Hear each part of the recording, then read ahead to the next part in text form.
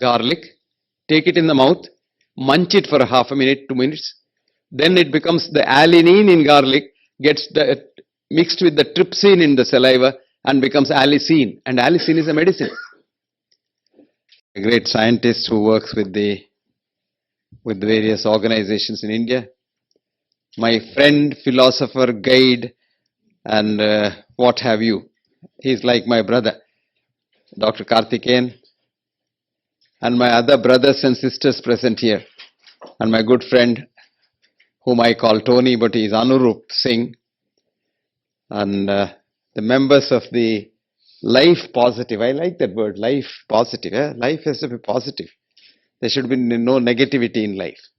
Life Positive Movement, let me call it as. Journal, of course. Members of the press, ladies and gentlemen. Well, I must thank Dr. Karthikeyan for making this contact between the Life Positives, Agarwal Saab and Ahluwalia Saab. Like in any other walk of life, we should not have caste system in healing. There shouldn't be different castes of people. Western medicine, alternate medicine, complementary medicine. This is a copy of the American style, CAM. CAM is an American word, which but what I like about Americans is they teach CAM in the conventional medical college. Their course is 4 years because it's after graduation, which they call as MD, but 3.5 years they teach the Western medicine. I don't want to call it as modern medicine, Western medicine. And the 6 months they teach what's called CAM. Very interestingly, Ayurveda is excluded in CAM. So I was fighting with the American establishment. But the reason is not America, reason is our government. You can practice acupuncture in New York legally. You can't practice Ayurveda in New York. Because China did not forget their past when they became independent in 1948. We, of course, had British leaders in India after independence. You probably don't know these incidents. When they wanted to have a C-in-C, Commander-in-Chief, our then Prime Minister called all the generals in the army and said, look, we don't have a really experienced man to be a C-in-C. So why not we have a British man invited here to be a first C-in-C? There was this General Rathod who had the courage to talk to the Prime Minister, and he got up and said, Mr. Prime Minister, since we do not have an experienced man to be the Prime Minister, why don't we invite a Britisher to be the Prime Minister of India? And our friend was completely stunned. He never expected that answer. So he said, would you like to be the C-in-C? He said, no. We have a C-in-C, potential C-in-C, who is better than any British C-in-C or general, and that is General Cariappa. That is how General Cariappa became the C-in-C first time.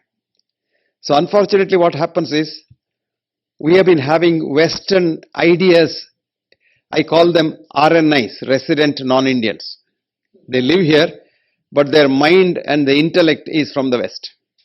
So they continued the Western thoughts and never ever allowed Ayurveda and other systems to grow under the tutelage of the government.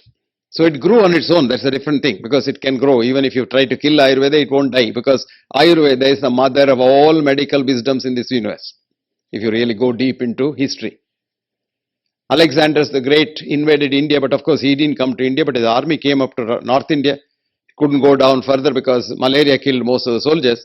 But while they went back, they took all the Pandits and the texts from India. And they went back to Alexandria. Alexander did not go back. He found a beautiful girl in Persia and called himself the Emperor of Persia and died of typhoid fever. And the treatment in Western medicine for typhoid fever was bloodletting.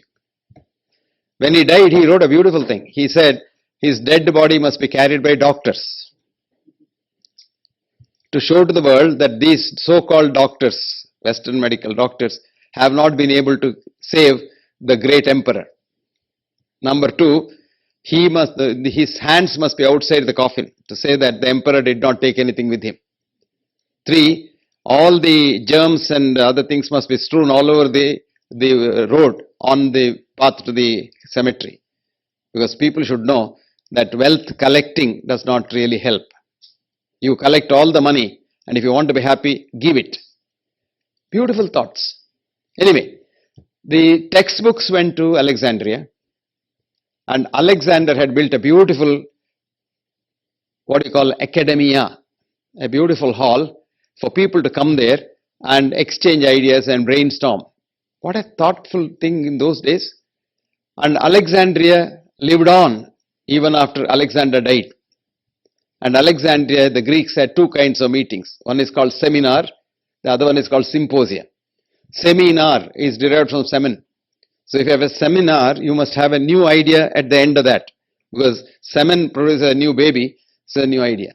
Symposium is a nice word for Greeks. You come there, talk, discuss, agree to disagree, eat, drink, and go.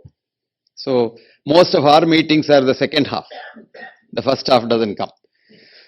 So the scholars there studied Ayurveda, and if you look at Hippocrates' treatise, it is nothing but a translated version of Charaka Samhita.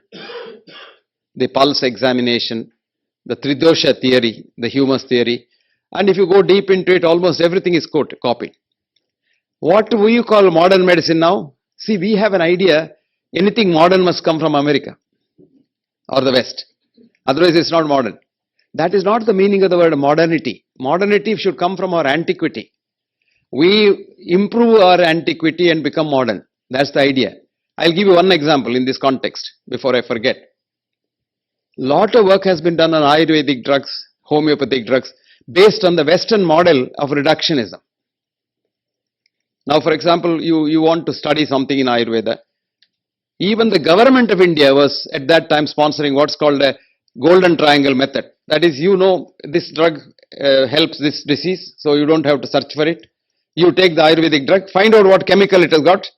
That's what these chemists mostly think. The chemical is the most important thing. And take the chemical out and then study it. I had written to the then Director General, whose baby it was, that this won't work because it is not the bits that make the whole. Remember that? If you now understand quantum physics, it's the interconnectedness that makes the whole. When you don't have the interconnectedness, nothing works. For example, garlic. Come, madam. Morning. Yeah. Yes. The bits do not have the properties of the whole. Give an example. There are 42 studies on garlic pearls. At the end of it, the British Medical Journal editor wrote an editorial. Garlic is good for cooking, but not for as a medicine. So I wrote to her, Fiona, you have not done any studies on garlic. What you have done studies is garlic pearls. Good boy. What you have done is, sulfhydryl group. So you take the SH group and make the garlic into a pearl. So it's good for the germs for their health in the toilet. It will go directly out as nothing.